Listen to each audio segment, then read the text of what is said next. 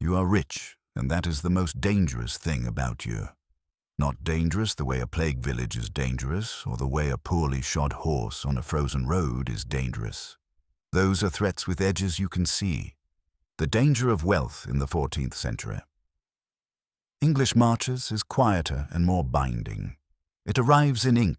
It arrives in expectation. It arrives in the faces of men who have ridden 2 days to watch how full your table is, how many torches you keep burning, how quickly your steward answers when called. They are measuring you. They are always measuring you.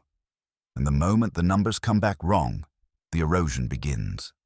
The ledger is open on the table at Michaelmas. It is a wide, heavy thing, the pages thick with use, the leather cover worn smooth at the corners from the hands of stewards who have carried it across every room of this estate. The entries are made in 2 inks, one for receivable, one for paid, and the colors are already telling you what the harvest season already told you in smaller ways, through lighter grain bins and quieter miller visits and the look on your Reeve's face when he came to you in September and said the yield was down, my lord, down again. The column of paid is longer than the column of receivable. It has been that way for 3 years.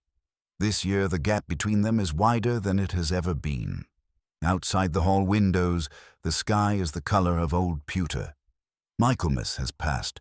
The feast of St. Michael the Archangel has come and gone, and with it the formal close of the agricultural year, naming the point at which every debt, every payment, every obligation attached to land and tenancy either settles or does not.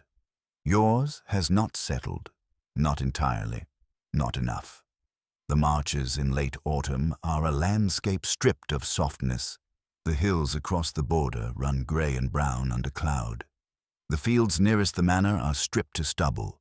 The harvest long in, the work done, and what that work produced is already measured and already insufficient. Your household requires grain for the winter. Not the grain a peasant household requires, not 2 people and 3 children huddled through frost with a bushel of rye and a salted side of pork.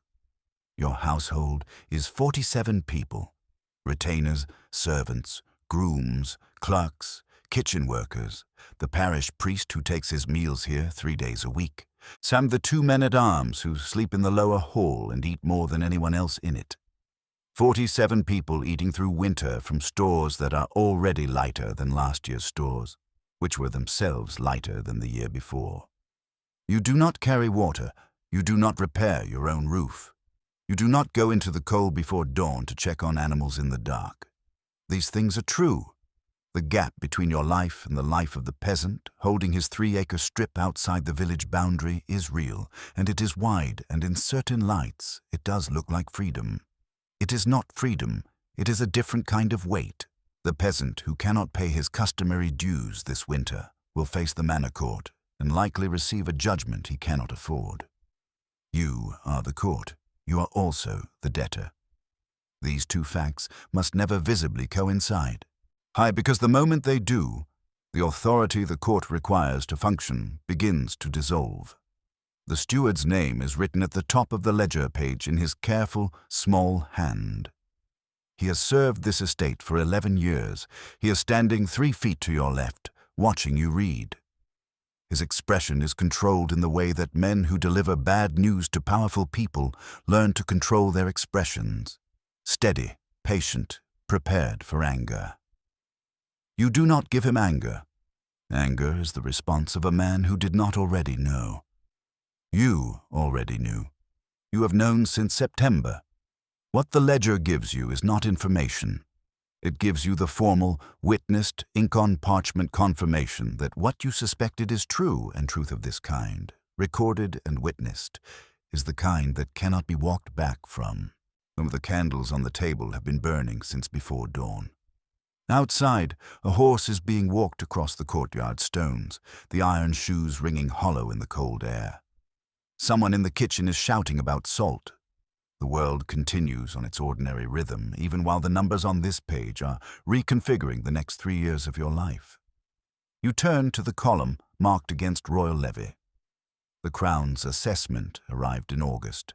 The demand is for military taxation, a subsidy toward continental warfare, the kind that appears in law and precedent in the particular polished language of royal writs, and which is ultimately a transfer of coin from landed estates to the exchequer, are enforced by the kind of legal mechanism that can result in distraint of goods and public consequences visible to every neighbor and rival and tenant you have.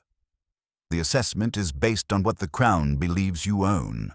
What the Crown believes you own and what you actually have liquid and accessible this season are two separate figures, and the gap between them is the problem that has kept you awake for the better part of 6 weeks. The hall is cold this early. The fire in the central hearth was banked overnight and has not fully recovered. You can see your breath in the light near the windows. The steward can see his. Neither of you comments on it. Cold halls in mid-autumn are ordinary. They will be colder by December. This is one of the costs that does not appear in ledgers and is not tracked or formally counted because it exists in a category beneath formal accounting. The hall will be heated because a cold hall is a hall that signals poverty, and poverty signaled is power lost. The wood for it must come from somewhere. The estate is not ruined. That must be said plainly. Ruin is a different country, and you are not there yet. What you are navigating is the narrowing of margins that began with one bad harvest and was deepened by a second, and is now operating within a web of obligations so dense and so interconnected that addressing any one of them disturbs all the others. Pay the royal levy in full, and the debt you must contract to do so will cost you an interest across the next 4 harvests.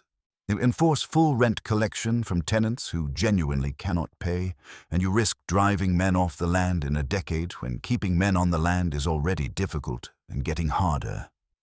Reduce household expenditure visibly, and the retainers who keep watch on this estate, and the minor gentry who orbit your hall, and the rivals to the northwest who watch everything, will read that reduction as vulnerability. So the ledger sits open, and you read it.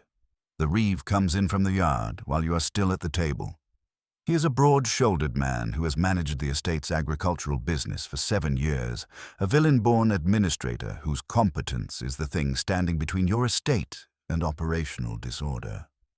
His boots are wet from the fields.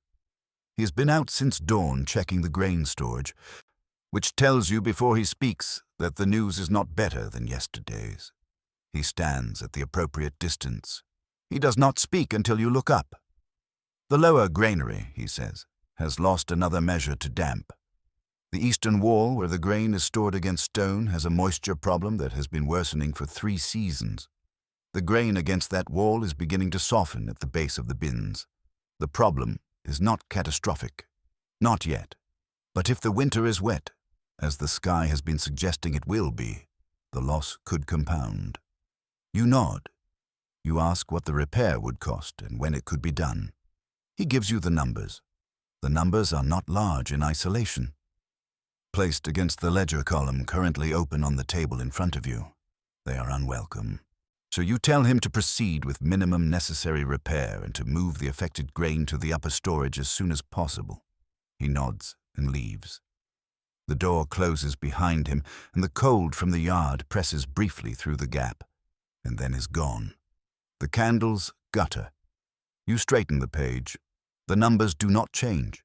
This is what the rich life is, at its operational core, in the 14th century on the English border. Not the feast, though the feast is real. Not the carved beams above your head, or the weight of the pewter cup in your hand, or the fact that you sleep under a roof that does not leak and on a bed frame that is not shared with siblings and livestock. Those things are real, and they matter, and they separate your life from the life of the laborer in the village to the east in ways that are large and legible. But they are the surface. Below the surface is this.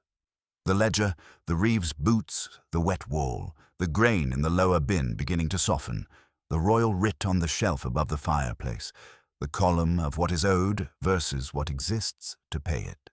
The system that maintains your life is the same system that is slowly compressing it. The manor functions because everything in it is in motion. The court sits monthly in the great hall. The trestle tables cleared, and the Lord's chair moved to the east wall, the steward beside it with the roll, the tenants filing in to answer presentments and pay dues and make the formal gestures of submission that keep the relationship between landlord and tenant legible and enforced. The court is not ceremonial.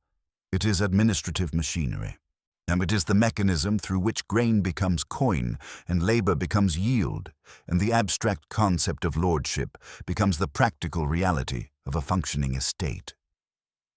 November Court is in 4 days. The presentments this session will include at least 3 rent disputes, 2 from tenants whose harvests came in short and who will plead difficulty, 1 from a tenant who has been consistently late for 2 years and whom the steward has flagged as a potential flight risk, the kind of man who might leave for a town or another lord's land if pressed too hard.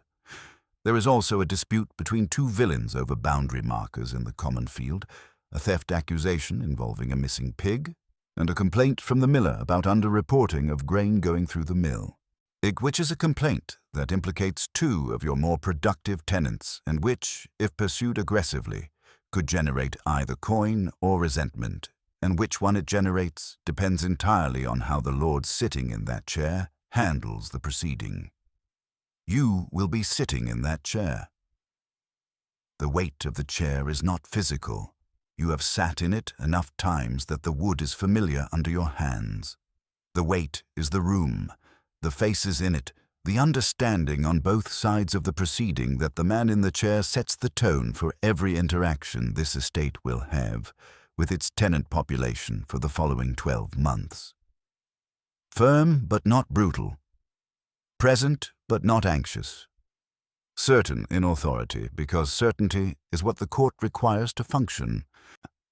The Reeves' assessment of the flight risk tenant is that he has been asking questions about wage labor in the town to the east, that his wife left the estate 2 years ago following a difficult birth that cost them a child, and that he has no strong social ties holding him to the land beyond customary obligation.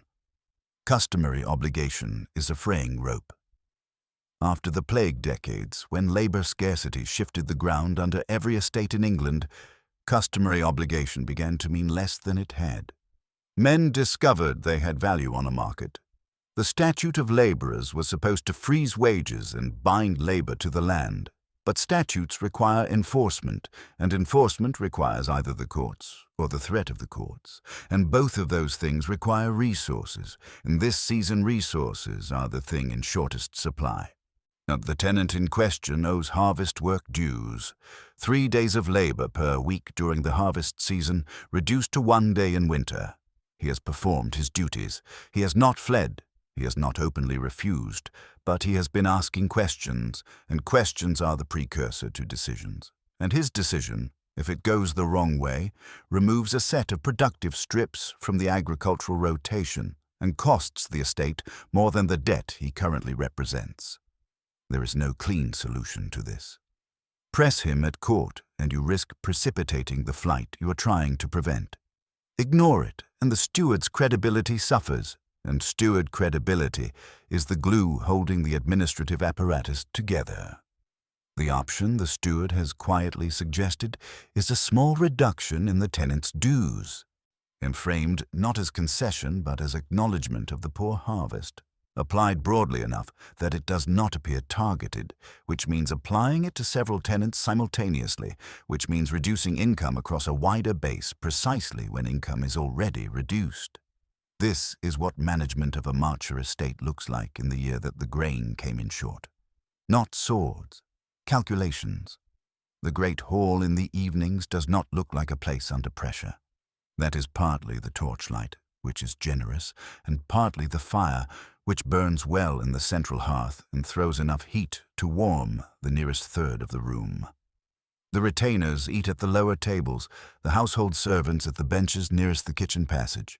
The steward and the clerks and the priest at the table set at right angles to the high table, and you at the high table with whoever has come to visit, which this week is a minor knight from the neighboring estate to the south, who has ridden over on what is partly a social call and partly an intelligence mission. He watches everything. They always watch everything. Minor knights with ambitions watch the great halls of regional lords the way merchants watch markets, looking for signals that the price has changed, that an alliance once valuable is worth revisiting, that a man once powerful enough to be worth cultivating has started to look like a man worth keeping distance from instead. He is pleasant company. He drinks your wine, which is not cheap, and he eats your food, which is plentiful on this table even when the reserves behind it are not. When he talks about the campaigns to the north and the state of the road to Chester and the price of wool this season, and all of it is observation. You feed him well, you keep the cups filled, you light the hall. The cost of this evening will be tallied tomorrow in the kitchen accounts. The cost is real. Hospitality is not optional in the social structure that governs your rank. A lord who feeds his guests meagerly is a lord who is announcing vulnerability, and vulnerability announced is power transferred. The knight across the table from you does not need to know about the granary wall, the ledger balance, the outstanding royal levy. What he needs to see is the fire and the food and the relaxed authority of a man whose estate is functioning well. You provide that. You have been providing it for years, through 2 bad harvests and 1 reasonable one, through the steady upward pressure of royal taxation and the slow erosion of customary labor, through the loss of 3 retainers last spring who found better pay elsewhere and whose replacements have not yet fully learned the ground they are supposed to be patrolling. The torches burn, the fire burns, the cost accumulates. After the knight has retired to the guest chamber, and the hall has emptied and the fire has been banked, and the last of the servants has gone to bed, you sit at the high table with the remains of the wine and the single candle the steward has left, and you go over the numbers again in your head. Not the ledger, which is in the chest near the window. The numbers in your head, which are imprecise and which you have been carrying for weeks. The running calculation that sits behind every decision about wood and wine and tenant dues and retainer pay and chapel repairs and road maintenance and all the other expenses that are not individually large enough to break anything but which together constitute the constant bleeding of a household operating at scale. The guest chamber upstairs is comfortable. It has a proper bed, a small brazier, a window with glass in it. This is not incidental. The glass in that window cost more than the wages of 2 servants for a year. It is there because men like the knight who currently sleeps behind it arrive and look at the window and record it in the ongoing mental inventory they keep of their neighbors' standing. Glass means resources. Resources mean stability. Stability means the man who owns this house is worth knowing, worth aligning with, and worth respecting. The glass stays in the window. By the time the candle burns low, you have made the first decision. The royal levy will be paid in full, on time, without extension. This is not generosity, it is strategy. Men who pay their royal levies on time attract less scrutiny than men who request delays, and scrutiny of this estate at this moment is exactly what the current situation cannot absorb. The money to pay the levy will be raised by borrowing. The source of the loan is a wool merchant in the town to the east who has done business with this estate before and who will charge interest at a rate that is, technically, forbidden by church doctrine on usury and which will practically be paid without comment by both parties in an arrangement that is invisible to most observers and perfectly visible to the ones who matter. The debt will be contracted quietly. The levy will be paid publicly. The distinction between those 2 facts is the foundation of the current strategy. The candle goes out. The hall is dark and cold and quiet. In the kitchen building across the yard, someone is moving before dawn, banking up the fire for the morning. The sound carries across the cold air. A door, wood on stone, the day beginning again. You do not sleep well this season. That is not a complaint recorded anywhere. It exists in the same category as the cold hall and the wet granary wall, a cost that is real and which does not appear in ledgers because it has no monetary denomination. But it is a cost. Calculation requires a mind that is rested and clear, and the calculation this autumn is constant, circular, never quite resolved. Every time one variable is addressed, See, the act of addressing it moves resources away from somewhere else, and the somewhere else immediately begins to register the reduction. The chapel repair was paid for in September. The church that serves the estate's spiritual needs is a small Norman-era building 300 yards from the main gate, with a roof that has been developing a problem for 2 years and which the priest, who is a persistent man with a legitimate case, has been raising with increasing urgency. The repair was carried out.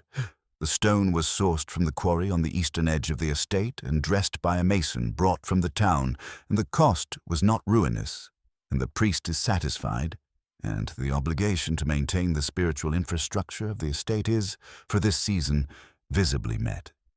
The burial chantry which your grandfather established, and which requires 2 masses per week sung for the souls of the family, requires ongoing payment to the attending priest. This is not optional in any practical sense. The chantry is the mechanism by which your family's spiritual standing is maintained across generations. The prayers perpetuating the memory of the dead and securing the prayers are a form of insurance against purgatorial suffering that is, within the theological framework governing your world, as real and as serious as any earthly contract.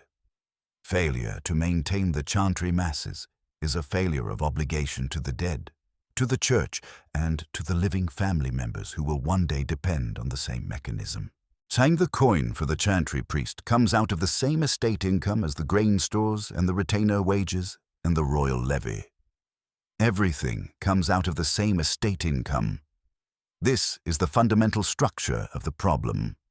There is one river and many tributaries flowing out of it, and the river this year is running lower than usual, and the tributaries do not slow down because the river has.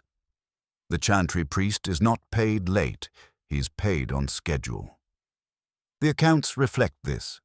A steward who fails to pay the chantry priest is a steward who has misread the priorities of the household he serves.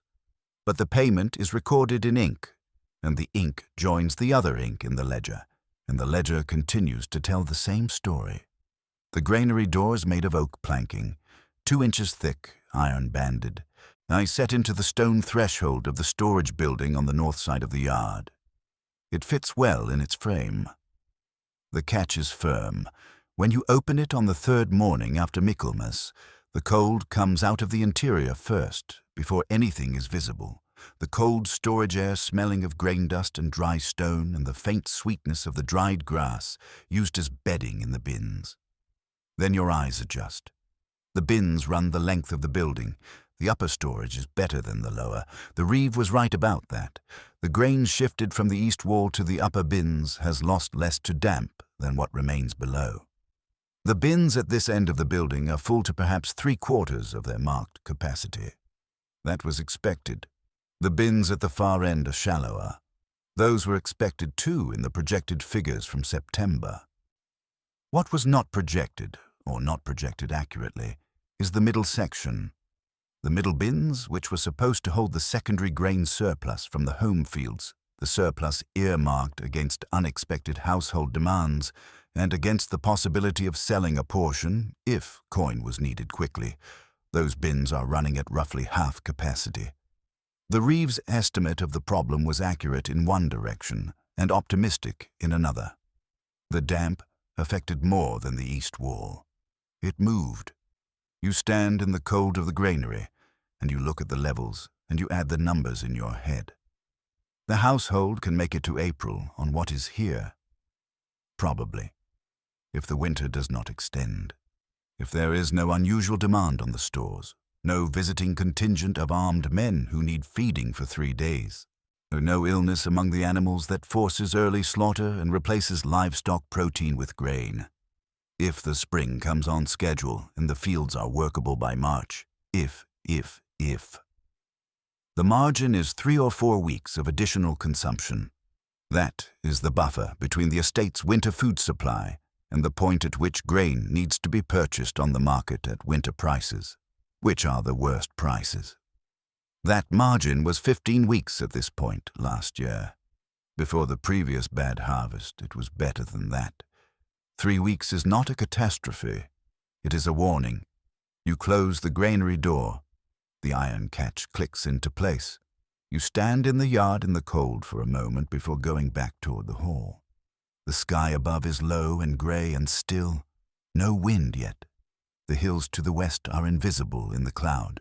To somewhere on the far side of those hills is Wales and the politics of the marches that require you to maintain armed men in your household, and the wider uncertainty of the borderland that means this estate is never entirely at peace in the way that an estate deeper in England might be.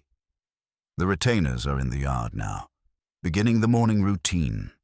Horses being led from the stable, the 2 men-at-arms doing the morning weapons check, iron helmets polished and restacked on the rack under the overhang, my inspected for broken links, the everyday machinery of a household that requires readiness. You have 6 retainers on regular wages plus the 2 men-at-arms. This is not a large armed force. For the scale of estate you manage, it is the minimum that allows you to maintain visible authority along this stretch of the border without appearing either underdefended or extravagantly militarized. The neighbors to the northwest maintain 12 men on wages. You know this because the knight who visited last week mentioned it twice. Once as an aside and once as a specific figure, which means he mentioned it on purpose. 12 men suggests resources. Resources suggest a household in better condition than yours. The retainer wages are paid monthly.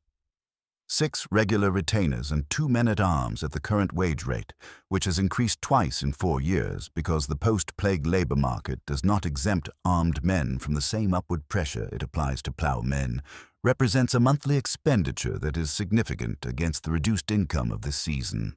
But you cannot reduce the retinue without the reduction becoming visible to exactly the people who are watching. You cannot increase it without resources you do not have. The retinue stays the same size and costs more than it cost 3 years ago, and produces exactly what it has always produced, which is the appearance of security. The appearance is not fraudulent. 6 trained men are genuinely capable of deterring casual aggression and maintaining domestic order. But appearance and reality are not separate categories in this context. The appearance of strength deters challenges that would require strength to answer. Remove the appearance, and you may find out what the reality is worth. The men-at-arms finish the weapons check.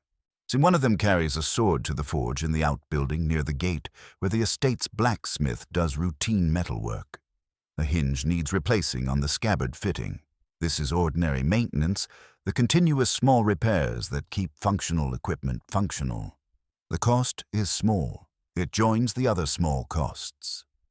Manor Court Day arrives overcast and cold with a sharp wind from the northwest that has been building since before dawn. By the time the tenants have assembled in the great hall, the fire in the central hearth is burning as large as it will get, and the smoke is drawing reasonably well up the chimney, and the room is warm enough that men who have walked from the village are comfortable enough to be present without the distraction of serious cold. This is deliberate. And a comfortable court is a court where attention is on the proceedings rather than the temperature. The hall has been arranged. Trestle tables moved to the sides, the Lord's chair against the east wall, the steward's small table beside it with the court roll laid out and the pen and ink arranged, the bailiff standing at the entrance with the list of presentments. The tenants file in and arrange themselves in the space. They are dressed in work clothes, rough wool, leather shoes, hands scarred from labor, faces marked by outdoor work and the kind of tiredness that comes from agricultural work in poor conditions. Some of them have walked 2 miles in the wind and cold to be here. You take your seat. The steward begins. The first presentment is the boundary dispute, which resolves without great difficulty, and both parties willing enough to accept the court's judgment because neither is confident enough in his position to push back, and the court's ruling is moderate, a slight adjustment and a requirement to remark the boundary by St. Andrew's Day in the presence of 2 witnesses. This takes perhaps 20 minutes and generates a small fine for the initial infringement. The second presentment is the theft of the pig. This one is more complicated. The accused tenant maintaining that the pig strayed into his enclosure of its own accord and was placed in his care, pending identification of its owner, the claiming tenant maintaining that the pig was deliberately removed from his land during the harvest confusion. Both men are calm. Neither is a troublemaker. And the question is what the evidence supports and what judgment will be perceived as fair by the remaining 37 men standing in this room watching the proceeding. Fair judgment maintains court authority. Unfair judgment is discussed in the village for months. You have been in the chair long enough to read the room, to hear in the two accounts the places where one is more consistent than the other, to weight the testimony of the witness the steward calls, to arrive at a conclusion that is defensible to any external observer while also being the conclusion that the evidence most supports. The accused man pays compensation. He does not appear destroyed by this. The pig's owner appears satisfied without being triumphant. The room reads the judgment as reasonable. This is success. Court authority has been exercised and confirmed. Now the third presentment is the miller, and the miller's complaint about underreporting, and this is where the morning becomes careful. The two tenants named are among the most productive on the estate, their strips among the best kept, their dues among the most reliably paid, even in the difficult recent seasons. Pressing them hard on the mill complaint risks damaging a relationship that costs more to damage than the underreported grain is worth. But dismissing the miller's complaint without action undermines the miller's ability to function as an agent of the estate's agricultural oversight, and the miller's function is necessary. The resolution requires time. More questions, more testimony. A calculation done quietly in your head about what the underreporting actually costs versus what the disruption of pursuing it aggressively would cost. The eventual judgment that the miller's accounting system is inadequate and will be revised with the assistance of the steward, and that both parties are instructed to work with the revised system starting at the next quarter, and that any further dispute will be reviewed against the new records. This puts the responsibility forward, establishes a mechanism for future accountability, avoids penalizing either of the productive tenants while not exonerating them, and satisfies the miller without giving him a weapon against his neighbors. Nobody is entirely happy. This is, in your experience, the mark of a workable court ruling. The rent disputes come last. There are 3 of them, as the steward had projected. The first tenant, a man with 7 acres and a family of 4, presents a case that is genuinely difficult. His yield this year is approximately 60% of a normal harvest. His customary rent is calculated against normal yield expectations, and he is asking for partial remission on the current quarter. He is not lying about his harvest. The reeve has been out to his strips, and the assessment is consistent with his claim. His fields are not particularly well farmed, not badly farmed either, just ordinary, and the ordinary is what the weather hit hardest this year, the fields that could not compensate for the shortfall with better soil or better management. You offer him a partial remission. 40% of the current quarter's grain rent is to be made up in labor dues during the winter clearing work on the eastern field boundary, which needs work and which will otherwise require hiring labor from outside the estate. He accepts. The steward records it. The second dispute is different.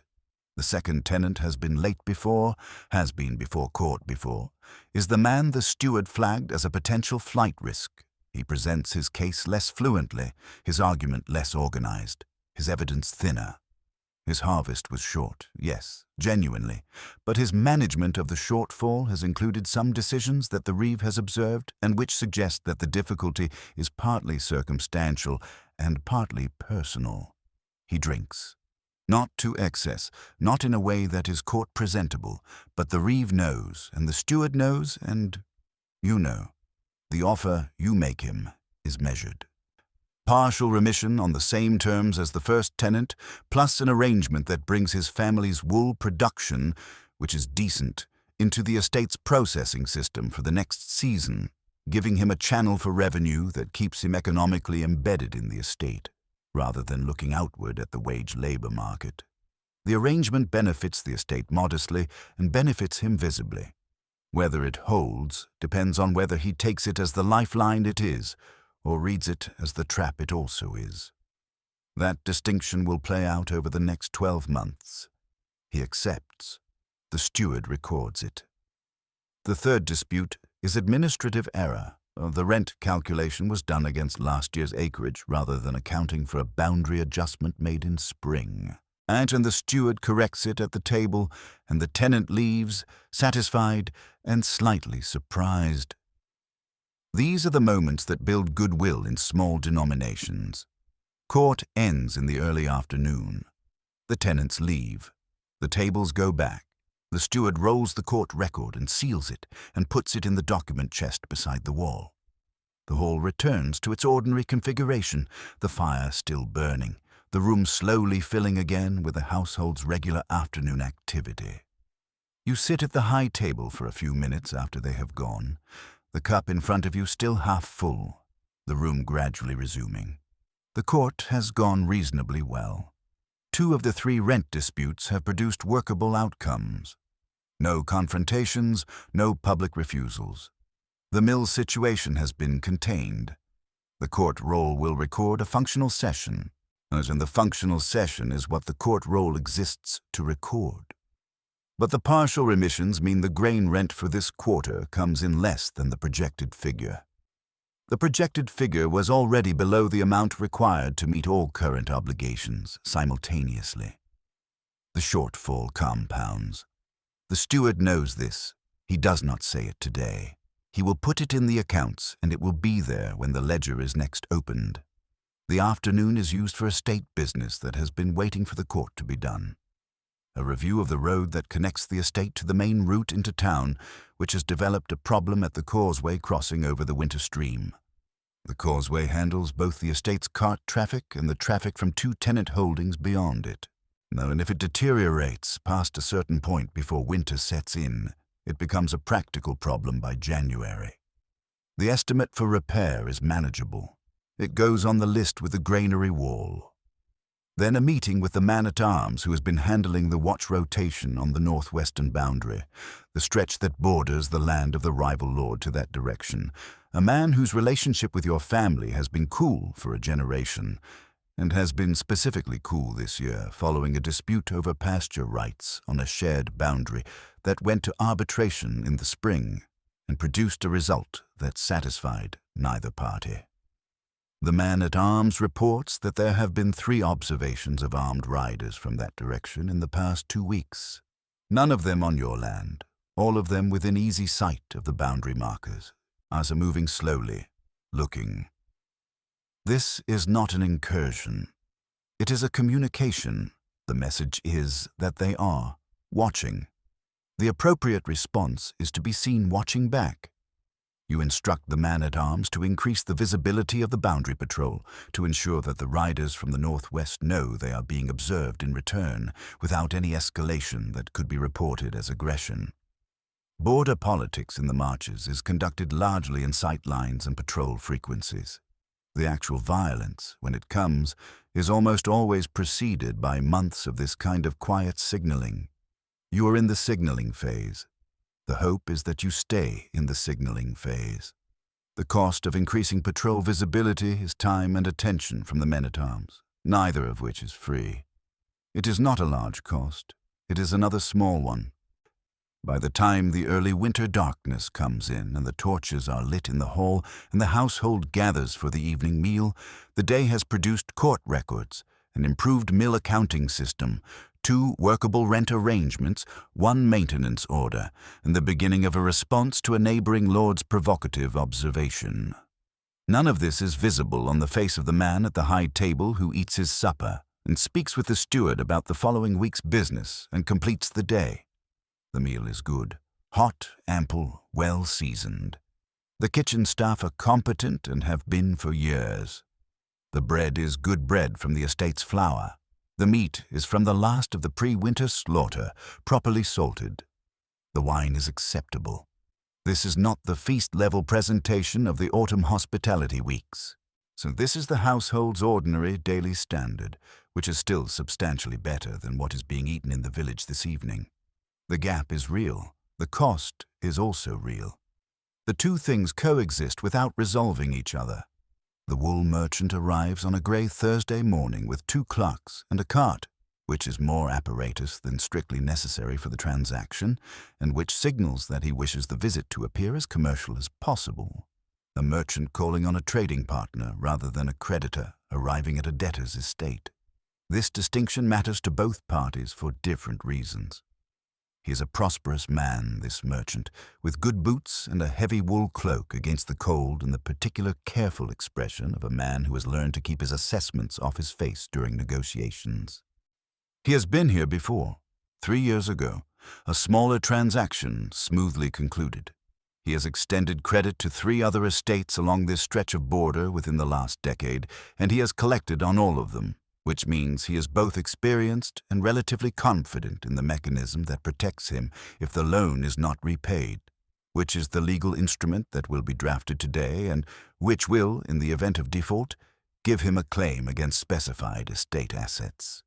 You meet him in the hall. The steward is present. One of the clerks who accompanied the merchant will write the instrument. The steward will witness for the estate. The terms were negotiated by correspondence over the previous 2 weeks, so the meeting today is formally to execute an agreement already reached, which keeps the conversation from needing to be the kind of conversation in which positions are argued in front of witnesses. The sum is sufficient to cover the outstanding royal levy and to carry the estate through the points in the next 2 seasons where income will fall short of obligations. The interest rate is what it is. It cannot be discussed as interest because that invites ecclesiastical scrutiny. It is documented as a return on commercial participation in the estate's agricultural output over the next 3 years, a formulation that both parties accept without requiring it to mean anything other than what it means. The instrument is written, the boundaries of the collateral are described. The steward reads it through. He raises no objections because there are none to raise that would not cost more in time and goodwill than they would save in terms. You apply the seal. The merchant applies his mark. The witnesses sign. The document is rolled, and the merchant's clerk places it in the document case the merchant carries, and the estate's copy goes into the chest beside the other instruments. The transaction is finished in under 2 hours. The merchant drinks a cup of wine before departing, as is expected, and he compliments the hall, which is a thing people do in halls they have not visited recently, and he makes a comment about the road conditions, which are poor this time of year as they always are, and he and his clerks and their cart leave before midday. You stand at the hall window and watch the cart cross the gate and turn onto the road heading east.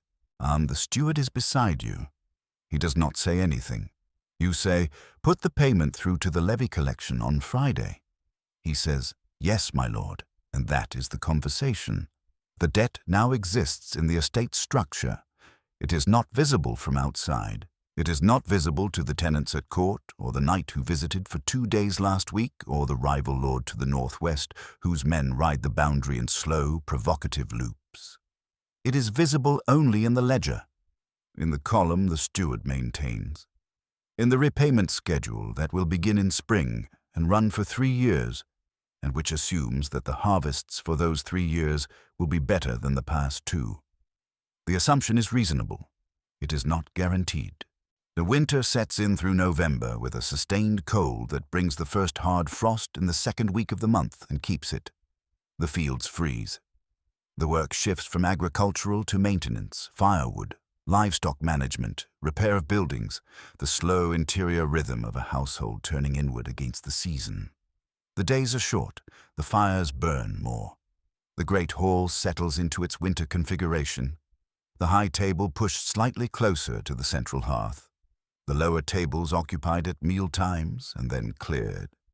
The retainers spending more time indoors, less time patrolling, more time in the company of each other and the household servants, the particular compression of winter domesticity that comes from many people sharing enclosed heated space for months. Friction increases in winter. This is ordinary. None disputes among the lower household, between servants and retainers and stable workers, disputes about duties and precedence and small material possessions. These happen every year and are managed by the steward and the marshal of the household, and rarely need to reach the lord's attention. But they exist, and they require management, and management requires the ongoing attention of the people responsible for it, which is another invisible expenditure of time and energy. The first real crisis of the winter comes in late November. A retainer who joined the household in spring, replacing one of the three who left earlier in the year, has been approached by the lord to the northwest about switching employment. The information comes from one of the other retainers, who heard it second-hand from a groom who heard it from the approached man's friend, which means the intelligence is uncertain and has passed through several hands before arriving, which means it might be accurate, or it might be a piece of deliberately planted information intended to create precisely the kind of uncertainty and distrust it is currently creating. The approached retainer is a competent soldier, not remarkable, not indispensable, but reliable and familiar with the northwestern boundary, which is where his patrol duties concentrate. If he has been approached and is considering the offer, the information he carries about patrol patterns, boundary weaknesses, and household resources would be worth something to the rival lord. If he has been approached and has no intention of leaving, then his continued loyal service is valuable and should be acknowledged. If the information is planted and he has not been approached, then any action taken against him on the basis of false intelligence damages the household's internal trust and potentially drives away a man who was planning to stay. The steward's advice is to watch him carefully for 2 weeks before any action, to see if his behavior changes and to say nothing to him or about him in the meantime. You watch him carefully for 2 weeks. His behavior does not change. He performs his duties. He eats at the lower table and sleeps in the retainer dormitory, and does nothing that distinguishes itself from the ordinary winter routine of a hired soldier on a functioning estate. At the end of 2 weeks, you give him a small increase in his winter clothing allowance, and a discretionary disbursement that the steward will record against the general household account. It is a gesture toward him specifically, though not an obviously targeted one. Whether it registers as what it is depends on whether he is the kind of man who reads gestures. 3 days later, the steward reports that he has declined to continue conversation with the contact from the northwest. The information about the approach was accurate. The man is staying. The cost of keeping him is the clothing allowance, which is small. The cost of the uncertainty is 3 weeks of management attention during a period when management attention is already overallocated. This is border life. There is no month without something like this, with some quiet threat that must be assessed and responded to and managed through without becoming visible as the threat it was. The stability of the household is partly genuine and partly performed, and the performance requires constant backstage maintenance. The letter from the Crown's tax collector arrives on the first day of December. It is not the collection itself, which was paid in full from the merchant's loan and which should have settled the matter.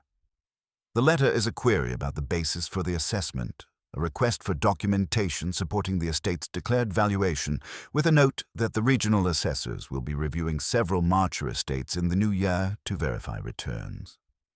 This is standard administrative procedure. It happens regularly. It does not indicate specific suspicion of this estate. And yet, the steward reads the letter twice. He sets it down on the table with the careful precision of a man placing something fragile. A review means assessors on the estate. It means the ledgers open, the records reviewed, the grain stores inspected, the livestock counted. An assessor who counts what is in the granary and sees it running at below previous year's levels might conclude that the assessment was undervalued, not overvalued. A more aggressive assessment in the following year would increase the levy. An increased levy on an estate already carrying loan debt at 3-year repayment would create a mathematics problem that has no comfortable solution. The steward will spend the next 2 weeks ensuring the estate's documentation is as clear and defensible as possible. The records will not be falsified, and that is not the kind of risk the steward is built for, and not a strategy with any survivable downside. But they will be organized and presented in the way most favorable to the existing assessment, the grain stores supplemented where possible from market purchases before the review, the livestock figures stable, The household accounts showing the kind of orderly management that suggests a well-run operation, and a lord who is appropriately visible and compliant. This preparation costs time and some coin for the market grain. It also requires the steward's full attention for a period when the steward's full attention is needed elsewhere. The December feast cannot be reduced. This is not a decision that is debated. It is a structural fact. The Christmas cycle of feasts, from Advent through Epiphany, is the center of the social and religious calendar for the household and for the wider community of retainers, minor gentry, and tenants who have ties to this estate. Reducing it, cancelling any component, serving visibly inferior food or wine. These actions would be read by every person present as a signal, and the signal would travel to the northwest and to the town, and to the crown's assessors, and to the merchant, and to the tenants planning their spring decisions, and every one of those signals would travel in the same direction toward the conclusion that the estate is in difficulty. The estate is in difficulty. The feast will not say so. The preparations begin in the kitchen building 2 weeks before Christmas. Extra wood for the fires, the better wine from the cellar, the reserve that has been sitting since the autumn, and the dried fruit and spices for the potages and pastries purchased in town in November at a cost that went into the steward's accounts without comment. A beast for the spit from the estate's own livestock, another from a tenant who owes a render in kind. By the time the feast begins, the kitchen has been working for 5 days. The great hall has been cleaned and the walls hung with the household's best tapestries. The trestle table set with the estate's pewter service and the best linen, and the fire in the central hearth is burning high enough that the room is warm from the entrance to the far wall. The people who come to this feast come expecting what they have always received, which is the generosity of a household with the resources to demonstrate generosity. They will receive it. Some of them are watching carefully enough to notice that the tapestries have not been replaced recently. That 2 retainers who were present last year are not present this year. That the second course is less various than it was 2 years ago. Most of them will not notice, or will notice and not draw conclusions, or will draw conclusions privately and not act on them yet. Yet is a word that means a margin of time. The margin exists. It must be used. The parish priest delivers the Christmas sermon with the usual competence. The household servants receive their seasonal gifts, small practical items, the kind of disbursement that generates the loyalty they are supposed to generate at modest cost. The steward drinks more than usual at the Christmas feast and maintains a composure that suggests the drinking is a choice rather than a need. The men-at-arms are given extra food and an evening off rotation. The hall fills and empties with the cycle of the feast days. By Epiphany, the cycle is done. The stores consumed, the wine depleted, the fuel burned, the cost recorded. The feast has performed its function. The household's social standing has been publicly maintained at a recognizable level. Nobody who attended and then traveled back to their own households will report that the Marcher Lord's Christmas was inadequate. The cost is real. It always was. The assessors arrive in late January on 2 horses, 3 men including a clerk, with a sealed letter from the regional collection office. They are professional and unremarkable, and men who have been doing this work for years and who approach it with the particular brisk neutrality of people who have no personal stake in what they find, and every procedural stake in documenting it accurately. The steward greets them. He has been ready for this since December. The ledgers are organized. The documentation chest is orderly. The grain assessment figures from harvest have been carefully preserved. The livestock count is current. The inspection takes 2 days. The assessors work through the records systematically. They inspect the granary and note the levels. They count the livestock in the yard and the stable. They review the court rolls. They examine the accounts with the particular attention that trained assessors give to figures that have been organized for their inspection, to looking for inconsistencies between one set of records and another. The steward stays with them throughout. He answers their questions with the prepared clarity of a man who has spent 4 weeks making sure every answer has a supporting document. When they ask about the grain levels, which are below what a well-supplied estate would show in late January, he explains the poor harvest, the decision to purchase supplemental grain before winter, the steps taken to preserve the existing stores. He has documents for the harvest assessment. He has documents for the grain purchases. He has documents for the granary maintenance work. The assessors confer on the evening of the second day. On the morning of the third day, they advise the steward that the existing assessment will be maintained for the following year. No adjustment. And that the documentation provided is satisfactory.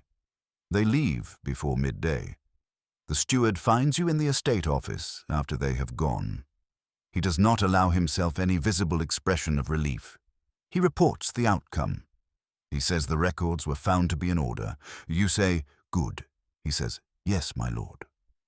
He goes back to his table. The record of the inspection goes into the document chest. The ledger is opened, and the cost of the supplemental grain purchase is entered in its column. The assessment holds. This is not triumph. It is continuation. February comes in hard, the coldest sustained cold of the winter, with 2 weeks of frost that does not break and 1 week of snow that turns the courtyard into a shallow, white field and the road to the east into a wet, grey track that is passable by foot and difficult by cart. None the estate turns inward completely. The retainers exercise in the hall when the weather prevents outdoor work. The horses are kept in the stable and exercised in a small yard. The kitchen fires burn continuously. The grain stores are holding. The Reeves inspection in February shows consumption on projected course, which means the buffer built into the winter calculation is intact. Not large, but intact. There is no current crisis with the food supply. The news from the northwest is quieter. The rival lord's riders have not been seen on the boundary since before Christmas. This could mean he has lost interest. It could mean he is waiting for spring and better roads. It could mean something has occurred in his own household that has redirected his attention. You do not know. You keep the patrols visible. The approached retainer who stayed. Now, the man who received the clothing allowance in November has settled into the winter routine without further incident. He is where he is supposed to be, doing what he is supposed to do. His presence in the household has become ordinary, which is what you wanted. The loan repayment schedule begins in March with the first quarter payment to the merchant. The steward has prepared for this and the funds are allocated. But March is also when the spring agricultural cycle resumes, when seeds need to be ready and plows need to be serviced, and the decisions about which fields to plant, in what configuration need to be made in time to act on them. March is when the estate's agricultural machine starts up again after the winter halt, and every decision made in March affects what the estate produces in September. And the decisions being made in March this year are more conservative than they were 2 years ago. More winter wheat, less risky spring planting. More concentration on the reliable home fields, less extension into the marginal strips on the hillside that produced poorly in both recent bad harvests. The approach reduces the upside, but also reduces the downside, and the estate this year needs to reduce the downside. The Reeve understands this without it needing to be stated formally. He has been managing this estate's agricultural decisions long enough to read the direction without a document explaining it. The spring planting plan he brings to the review in late February reflects the same logic, conservative, reliable, sufficient if the season cooperates. If the season cooperates. The priest holds the Candlemas service in early February with the usual ceremony, and you attend with the household, and the candles are blessed and distributed, and the liturgical year turns its wheel.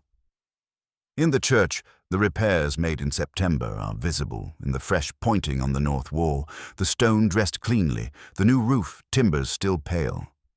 The building holds the coal the way stone buildings do, and the candle flame of 60 or 70 attendants doing little to warm it, and the priest's breath visible as he speaks, and the sound of the service bouncing off stone that has stood here for longer than any living memory, and will stand here long after every person in this building is in the ground. Your family's memorial stone is in the side chapel. The names of your grandfather and his father and several from before that. Knowing the dates and the brief inscriptions, the stone worn smooth at the base where it sits at floor level. The chantry priest's masses continue. The dead are still prayed for. There is a particular thing that happens in February, in the middle of a hard winter, with the cold sustained and the road difficult and the days still short, with the household compressed into its indoor routine and the outdoor world frozen and quiet. The pressure of the past months becomes interior. The external demands, the court, the assessors, the feast, the merchant, the retainer question, the boundary riders, all of these have been managed, and their acute phases have passed. What remains is the structure, the debt repayment schedule, the reduced grain surplus, the loan instrument in the document chest that describes what happens if the next 3 harvests are as poor as the previous 2, the marriage negotiation that was supposed to begin last autumn and has been quietly delayed because the terms that were available a year ago are no longer available with quite the same weight behind them. The knowledge, sitting in the back of every calculation, that the estate today is operating on a smaller margin than it was before the poor harvests, and that the processes that caused the margin to shrink have not been reversed, only managed. The management has been competent. The steward is good at his work. The reeve is honest and experienced. The retainers are adequate. The court functions. The relationships that need maintaining have been maintained. The tenants who needed handling have been handled. Yet the assessors were satisfied. The merchant was paid. And yet, the boundary of owned land is different now than it was 4 years ago, before the smaller transactions that transferred grazing rights on 2 parcels to settle a debt from the year before, the merchant loan. Those parcels are still visible from the manor gate. They are being used by a tenant of the man who purchased the rights, a tenant you do not know, farming land that was part of this estate when your father was the man at the high table. The transfer was legal and witnessed and sealed. The land is gone. This is not what anyone outside the household knows or is discussing. From outside, the estate appears intact. The hall stands. The court sits. The priest says his masses. The retainers patrol. The harvest will come in September, whatever it comes in as. From inside, the geometry is different. The map of the estate that the steward keeps, a careful rendering on a large sheet of vellum showing the extent of holdings and the boundaries of each parcel, and the tenants attached to each. That map has had 2 small sections redrawn in the last 4 years. The redrawing was done carefully, in the same measured hand, with the new boundaries marked clearly, and the old ones left visible beneath, a layering that documents both what the estate was and what it is now. The vellum does not comment on the difference. It maps what is. The merchant loan instrument adds another layer to the same picture. It does not transfer ownership, not yet, not unless the repayment fails, but it places a claim against a defined section of the estate's eastern arable, the well-farmed strips that produce consistently. And when that claim will persist for 3 years, during which time those fields exist in a kind of doubled status, on the map as estate property and in the document chest as potential transfer. The estate is whole and contingent simultaneously. This is the condition of wealth in the mid-14th century, on the English marches. Not poverty, which is a different country with different rules and different dangers, but not the permanent security that wealth is supposed to represent either. Something more complex, more demanding, more fragile under inspection. The tenants who work the land do not know about the merchant loan. They do not know about the document chest or the redrawn sections of the vellum map. They know the manor court and the harvest obligations and the man at the high table who makes the rulings.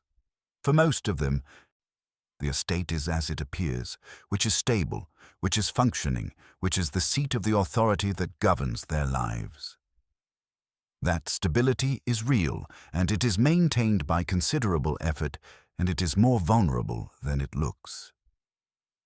The spring that comes in late March comes wet and cold initially, and then improves by April into something closer to normal, and the ploughing begins on schedule, and the seed goes in, and the routine of agricultural production resumes.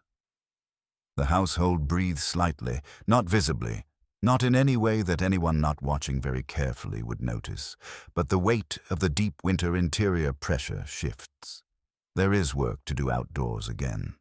The retainers are on rotation in better weather. The reeve is in the fields. The stable is managing the ploughing horses and the demands of the season on the animals. The kitchen garden is being turned and planted. The mill is working again after minor repairs to the water wheel. The estate produces, and production is its own kind of evidence against despair. The first merchant loan repayment is made in March without incident. The coin was ready. The steward made the payment in person in the town and brought back the receipt, which goes into the document chest. 1/4 of 12 is paid. 11 remain. The marriage negotiation resumes in April, carried on by correspondence, which is how these things are conducted at long distance. The terms discussed in careful language that is simultaneously formal and strategic, each letter a negotiation about negotiation before the actual terms begin to be discussed.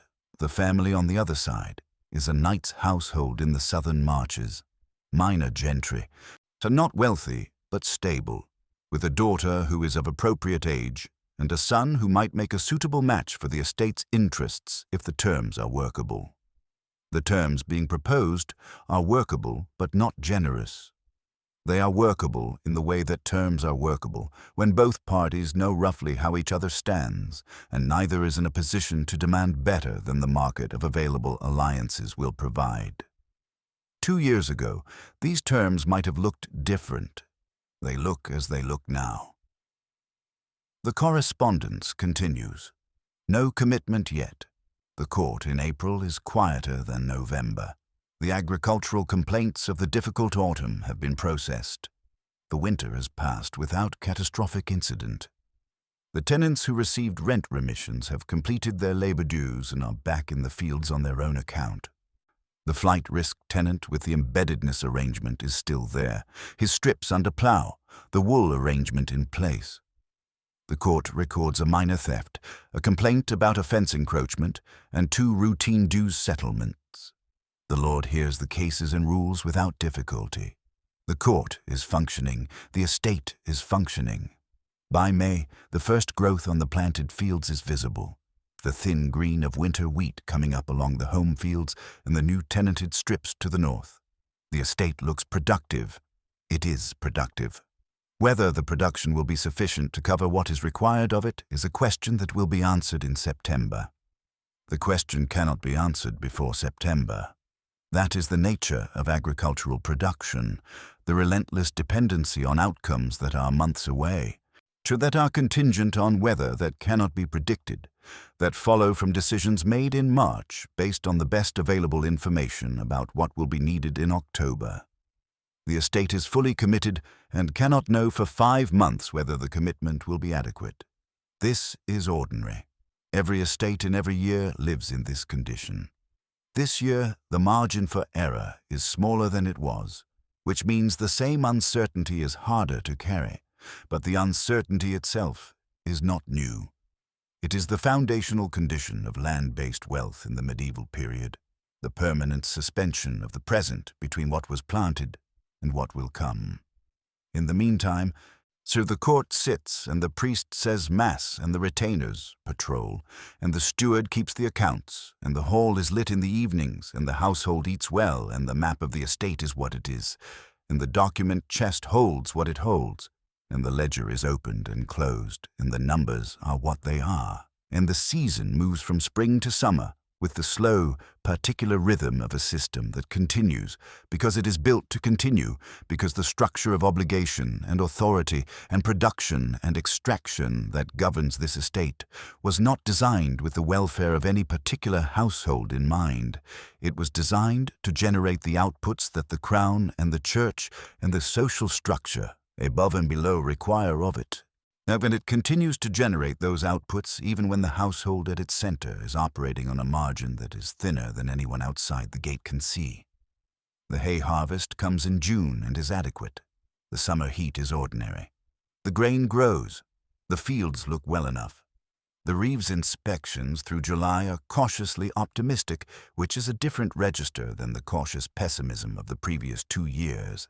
And caution in the optimistic direction is something the estate has not had for long enough that it takes a brief moment to recognize.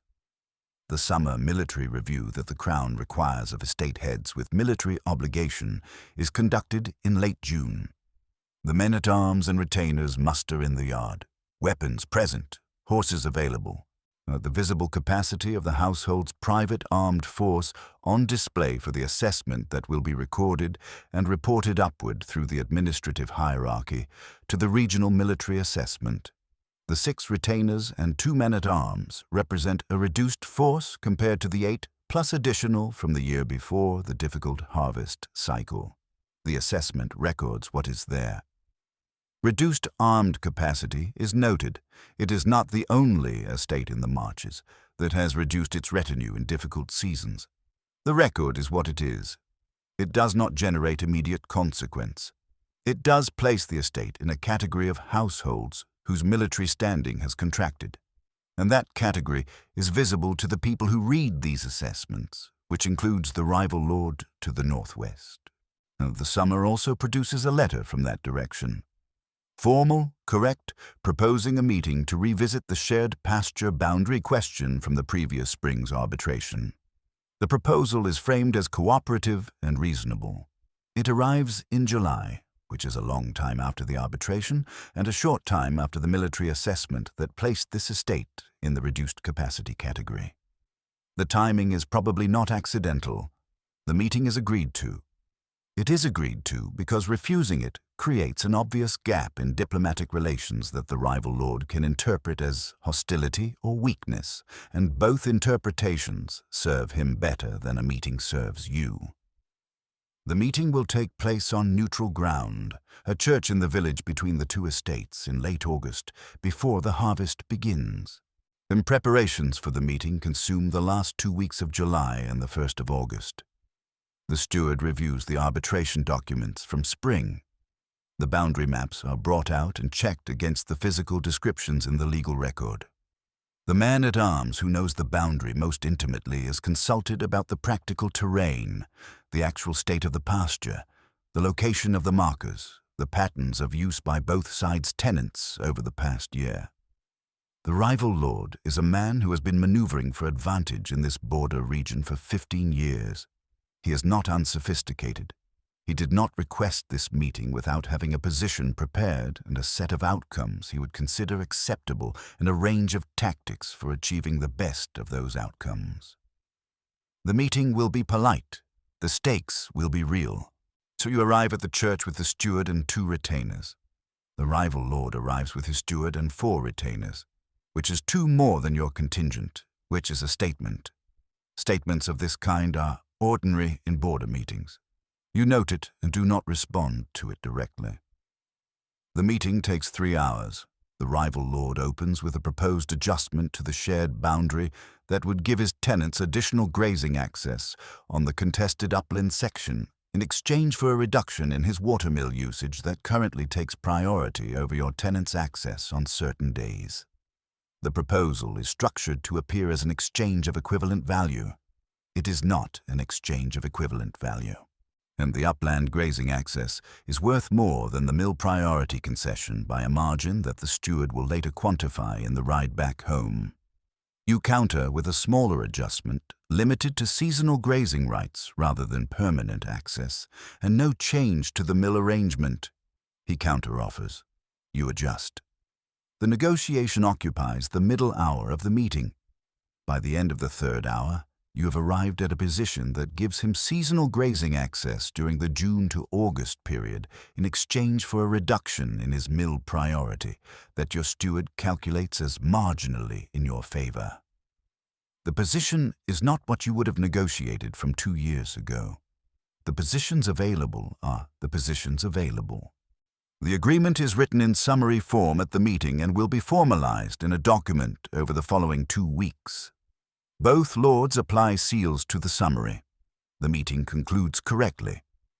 The 4 retainers and 2 retainers stand at opposite distances in the churchyard during the meeting and look at each other across the autumn approaching air, and then disperse without incident. The ride back is quiet. The steward has the summary document in his satchel. The 2 retainers ride behind. The road runs east through land that has been farmed for centuries, the field patterns visible on either side, the rhythm of agriculture that continues regardless of the negotiations conducted in its vicinity. The summer has been adequate. The agreement is what it is. The harvest is approaching. September comes in clear and dry, which is what harvest weather needs to be, and the cutting begins on the home fields on the first day that the grain is ready and the weather holds. The household organizes around the harvest, the extra hands hired from the village and the surrounding area to augment the regular labor force, the carts running continuously between fields and granary, the noise of it filling the estate from before dawn to the light's end. The reeve is everywhere during harvest. He is the operational center of what is effectively the estate's most important productive event of the year, the moment when everything planted in spring becomes either the margin that sustains the next year or the deficit that does not. He counts, he measures. He watches for the quality variation that tells him which fields have performed best and which have underperformed. His running tallies are brought to the steward each evening, and the steward brings them to you, and the numbers accumulate toward the final accounting. The harvest this year is better than the previous 2 years. Not by a large margin, not the abundance of a very good year, but noticeably better than the thin yields that preceded it. The home fields in particular have performed well. The conservative spring planting decision, more winter wheat, less marginal strip cultivation, has held. The yields on the planted area are good. The total volume is up from the September before. The granary fills. The door is opened and closed repeatedly as the carts come in. The smell of the fresh grain is dry and slightly sweet in the cold evening air. So the bins fill from the bottom up, and the reeve watches the levels and adjusts where things are stored and keeps his count. By the end of the 3rd week, when the cutting is done and the threshing is completing and the final bins are being filled, the reeve's total is in. The steward converts it to the estate accounts. The numbers are not the numbers of a very good year.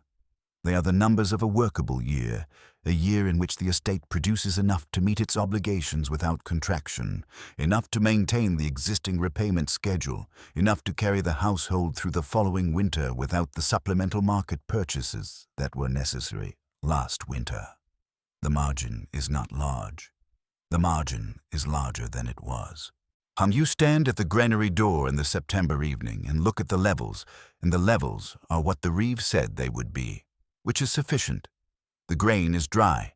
The bins are secured. The door closes. The Michaelmas ledger will be opened in a week. The numbers in it will tell the story of this year in formal terms. The rents collected, the levies paid, the loan repayment on schedule, the agricultural yield recorded, the household costs accounted. The numbers will show a year in which things did not get worse. They will not show what the year cost to achieve.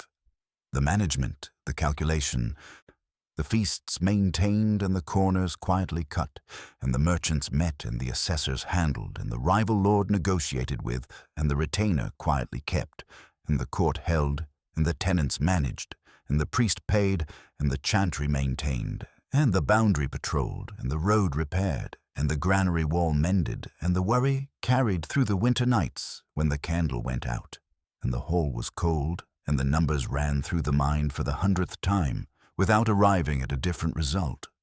The cost of that year is not in the ledger. It is in the document chest, in the instrument the merchant and the steward signed and sealed in November, with 11 payments remaining. It is in the vellum map with the redrawn sections. It is in the marriage negotiation that is still in correspondence. No, the terms workable, but not generous. It is in the military assessment that recorded a reduced retinue. It is in the pasture agreement that gave the rival lord something he wanted. It is in the structure, which continues. The great hall is lit on Michaelmas evening. The fire is burning well.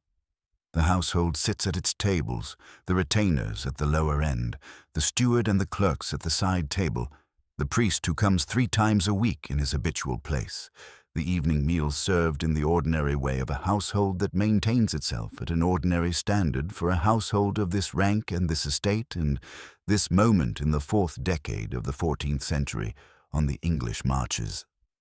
From outside the gate, riding past on the road that runs east toward the town, a traveler would see the lit windows, and the warm yellow light behind the hall's window coverings, the fire visible through the entrance if the door opened, the sounds of a meal in progress, the ordinary sound of people being fed indoors against the October cold.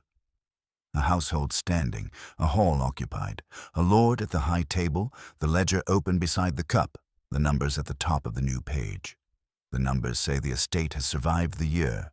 They do not say anything beyond that. The Crown's next levy assessment will arrive in spring. The merchant's second quarterly payment falls in June. The rival lord's seasonal grazing access begins in the same month. The military review returns in late summer. The court sits monthly. The priest says Mass twice a week for the souls of the dead. The year turns. The obligations do not. Outside, and the hills along the border are dark under the October sky. The cold that comes off them in the night has no interest in what the ledger says. The land is what it is, productive and demanding, and the system that extracts from it, and the system that requires its outputs, and the system that protects it, and the system that monitors it, are all still in motion, have always been in motion, are structured so that they are never not in motion, with the estate at the center of the wheel, not elevated above it, not free of it, not insulated from its turning. The hall is warm. The fire costs wood. The wood costs labor. The labor costs money that comes from the land. The land requires management. The management requires a lord. The lord requires the land.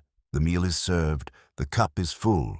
The ledger is there on the table, patient and precise, or waiting for the year's final numbers to be entered in the hand that has been entering them for years. The same ink and the same precision and the same careful column of what came in against what went out. The candles burn.